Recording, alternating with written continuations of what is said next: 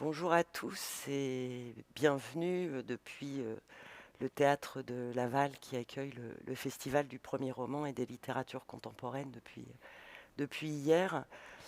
Ce matin, ça va être un moment assez chargé d'émotions puisque avec Sor Chalandon, nous allons rendre hommage au grand absent de ce festival,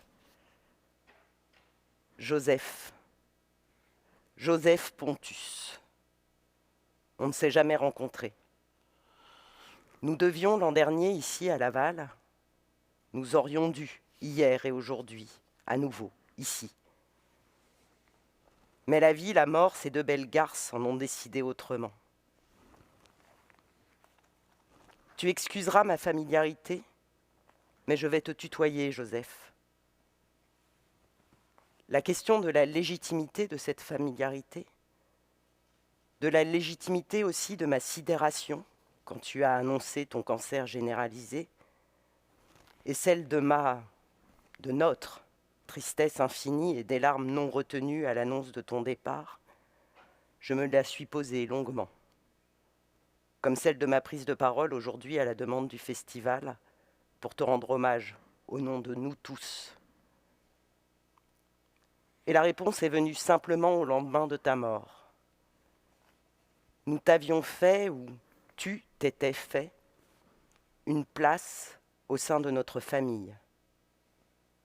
Par ton livre et ce que tu y dis, par ce que tu écrivais sur les réseaux sociaux où nous échangions parfois, par toutes tes prises de parole autour d'Ala-Ligne, par ta participation à la série documentaire Le temps des ouvriers de Stan Neumann, par ce que tu racontais dans Les damnés, le documentaire d'Anne-Sophie Reinhardt, où vous étiez tous si bouleversants et si intelligents. Alors, la grande famille des amoureux des mots, bien sûr, mais aussi la famille de lutte, celle qui regarde les invisibles de la société et s'en soucie. Outre ton talent indéniable d'écrivain, de poète, il y avait, comme l'a écrit la douce amie Jeanne Sautière, ta culture immense que tu n'hiérarchisais pas. J'aime cette notion de non-hiérarchisation. Elle te va à la perfection et faisait de toi un immense passeur de textes, de chansons, de poèmes, d'idées. Et quand tu en parlais, c'est comme si tu ne laissais personne à la porte de cette connaissance et de cet amour des mots. J'ai pensé le jour de ta mort, et je le pense toujours, que l'humanité était vachement moins belle d'un coup.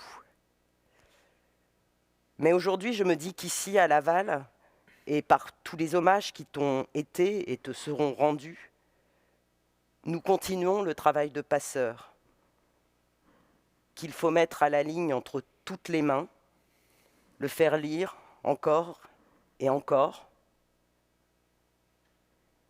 Et alors, peut-être, l'humanité retrouvera un peu de sa beauté. Et pour que l'humanité retrouve un peu de sa beauté, c'est Sor Chalandon qui va nous lire des passages d'Ala-Ligne.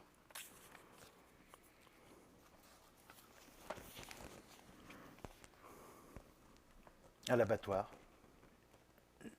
J'y vais comme on irait à l'abattoir. C'est peut-être l'aboutissement, le paradigme, le résumé, le symbole, et même bien plus que ça, de ce que peut être l'industrie agroalimentaire. Pourtant, je ne fais que nettoyer de nuit un atelier de découpe de porc. Des coupeurs qui, j'imagine, interviennent après que les tueurs ont fait leur œuvre. Les poissons et les bulots, les plats cuisinés et tout le reste d'autrefois me semblent aujourd'hui inoffensifs, gentillets, doucereux, même si le boulot était dur. Je dois nettoyer une chaîne de découpe. Il ne reste les traces du travail de la journée des ouvriers. J'arrive avec mon tuyau, tout est rouge de sang et blanc de gras. Je passe le jet pour prélaver, un collègue passe la mousse qui lave, je rince, un collègue passe le produit qui relave et ne mousse pas, mais qui nous oblige à mettre des masques à gaz du fait de l'odeur et du danger. Je re-rince, on fignole, on range, fin du taf. L'intérim m'a appelé à 16h30 le lundi pour une embauche le soir même à 20h. Comme dans toutes les autres usines, on s'en fout de qui je suis. 2 bras et basta. Je n'ai jamais tenu un tuyau de nettoyage d'industrie. Je ne sais même pas faire le ménage chez moi. C'est pas grave. L'usine est immense, monstrueuse. Un chef me dit atelier, découpe, port. Je le suis. La porte s'ouvre. L'atelier me semble grand comme la totalité d'une de mes anciennes usines. Du sang partout. Le premier truc, le sang. Mes yeux cherchent à comprendre l'agencement de l'atelier, de ses espaces, et puis des lambeaux de cochon partout. Et pas que des lambeaux. Des groins, des traverses, des pieds, du gras de cochon, si caractéristique, partout. Je me dis, mais tu croyais quoi, bonhomme? On t'avait dit que tu allais devoir nettoyer un abattoir. Le chef me file un tuyau, me montre un bout de ligne de production et me dit, ça, c'est ta zone. À dans 2 heures, pour qu'un gars passe la mousse. J'actionne le tuyau, cet engin est un cauchemar. Je m'applique, tente d'aller aussi vite, aussi bien que je peux. Le chef repasse. Évidemment que je fais de la merde, je bouffe du sang, au sens propre. Et le sang dans ma bouche se sent de cochon. Projection et contre-coup du jet de haute pression. À la pause au vestiaire, miroir bien passé et usé, chacun se regarde et se nettoie en silence. Des collègues nettoyeurs racontent qu'à l'endroit où ils bossent, les ouvriers de la journée n'ont même pas enlevé leur merde. Je comprends au fil de leur discussion qu'ils nettoient l'endroit où les animaux attendent avant d'être tués. Et que la merde est à entendre au sens propre. Je m'estime heureux avec mon sang de porc. Je crois avoir bien nettoyé, mais ça ne suffit toujours pas. Le chef remarque que j'ai laissé un bout de gras translucide de la taille d'un demi-lardon dans un engrenage caché dans une plaque. Les portes s'ouvrent. Je vois des centaines et centaines de cochons accrochés, des cochons découpés dans tous les sens, sous toutes leurs formes, et des tas d'autres trucs qui m'acharnent quand je ferme les yeux. Des collègues me montrent le travail, patient et résolu. À moi, l'incapable du ménage, et m'aident fraternellement quand le chef n'y est pas. Quand c'est fini, je retourne au vestiaire, je me relave le visage, me roule des clopes dans l'infini couloir qui fait sortir de l'usine, reprends la voiture, mets l'autoradio très fort à fond, avec des morceaux comme Viande des Mondragons, Ville portuaire de Tollard, ou Correspondance de Pour X raisons, je roule de nuit pour retrouver mon épouse qui dort. Le chiot sort de son sommeil et me fait la fête. Il me renifle partout. Je sors le promener, quelques bouts de knacky dans la poche, s'il fait son pipi et son caca dehors. 4 heures du matin. La ville dort. Il a fait. Et mérite bien ses petits bouts de saucisse industrielle. J'ai faim et m'envoie une saucisse qui reste. Dans moins d'1 heure, les tueurs embaucheront, j'aurai rejoint mon épouse et commencé ma nuit. Adieu que la guerre est jolie, qu'il écrivait, le Guillaume, du front de sa tranchée. Nettoyeur de tranchée, nettoyeur d'abattoir, c'est presque tout pareil. En fait, je me fais l'effet d'être à la guerre. Les lambeaux, les morceaux, l'équipement qu'il faut avoir, le sang, le sang, le sang, le sang. Là, j'approche. Je suis plus au port, mais au bœuf, et presque en première ligne, ou pire, au cœur des lignes ennemies. Au local co-déchets, juste un demi-étage en dessous de la tuerie, c'est-à-dire que je nettoie les déchets de tout ce qui ne sert à rien dans le bœuf, et qui est jeté un demi-étage au-dessus dans d'énormes tuyaux et d'énormes cuves que je nettoie avec mon jet haute pression. Autant de cuves que de déchets, des morceaux que je ne parviens pas à identifier, les mâchoires, les cornes, les pieds avant, les pieds arrière, parfois des oreilles douces et poilues, avec encore l'anneau d'identification de l'animal. D'autres parties du corps dégoulinantes que je préfère ne pas savoir, mais qui sont du ruminant sans doute les différentes panses et les mamelles. Il faut nettoyer avec vitesse et application l'intérieur de tous les tuyaux dédiés avec le jet, puis je passe la mousse qui lave, puis repasse le jet pour rincer les murs, les sols. Parfois, les déchets qui étaient bloqués dans les tuyaux tombent sous l'effet du jet. C'est alors une avalanche de tous les trucs susmentionnés qui dégringolent. Et ça fait des gros flouf, et ça fait des gros splash. Gaffe à ne pas être sous le tuyau quand des sabots tombent. Les cornes sont comme de gros osselets qui s'éparpillent sur le sol de l'usine. Et les mamelles, les mamelles, bordel. Sorte de tout petit ballon de rugby gonflé, encore tiède du corps de l'animal, juste tué. Parfois, elles éclatent quand elles tombent par terre, un liquide blanchâtre en sort, ça pue la mer, la mort de la bête abattue. C'est encore tiède. La merde, je la nettoie aussi. Dans un atelier dédié, j'imagine qu'au-dessus, c'est ce qu'on appelle le piège. Là où les bêtes sont conduites et attendent, juste avant d'y passer. Elles ont peur. Elles sentent la mort qui approche. Elles chient, c'est normal. Je nettoie, c'est mon taf. Le taf que j'écoutais avec horreur à la pause la semaine dernière. 3 nuits que je fais ça. La première nuit a été atroce, maintenant ça va mieux. On s'habitue.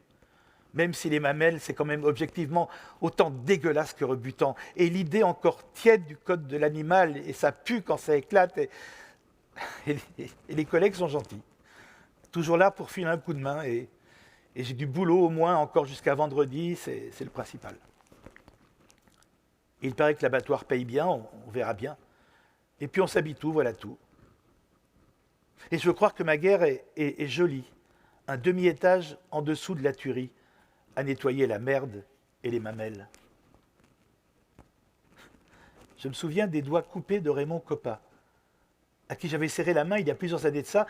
C'était au marché de Noël de ma Reims natale, place d'Erlon, au milieu des cahutes interchangeables qui proposent champagne, moutarde, jambon, douceur du coin, ocarina, Saint-Jean-Cristal, churros, bracelets brésiliens, comme partout ailleurs. Le Raymond buvait une coupe, bon pied, bon oeil, à la cahute du stade. J'avais mis plusieurs secondes à le reconnaître. Monsieur Coppa, je peux vous serrer la main? Mais bien sûr, jeune homme.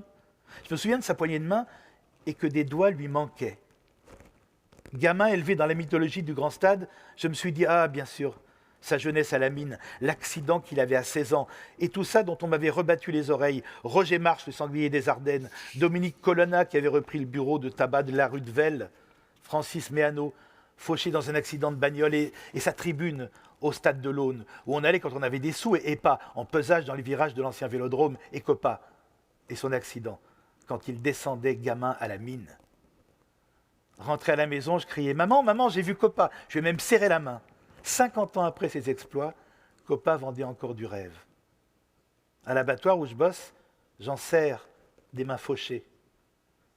Au vestiaire, je vois les jambes de bois que des gens enfilent avant de mettre leur blouse et leur cotte de maille. Cette semaine, on va changer de poste.